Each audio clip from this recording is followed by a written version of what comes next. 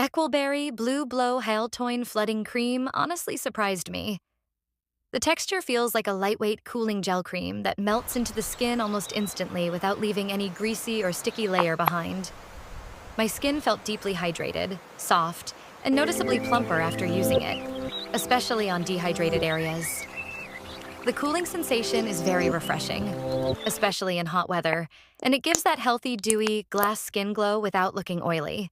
A little goes a What really long makes way this for cream that stand perfect out is the glow. ingredient combination.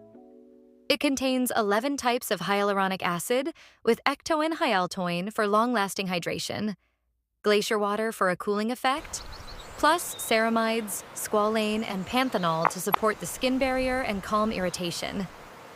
It feels gentle on sensitive skin and works well under sunscreen or makeup because it absorbs fast. I think this cream is worth buying if your skin is dehydrated, normal, combination, or oily, and you want a soothing moisturizer A little that goes a feels long way lightweight for but that still perfect hydrating. glow. It's more about hydration, glow, and barrier care rather than treating acne marks or pigmentation. So don't expect dramatic skincare results beyond moisture and skin comfort.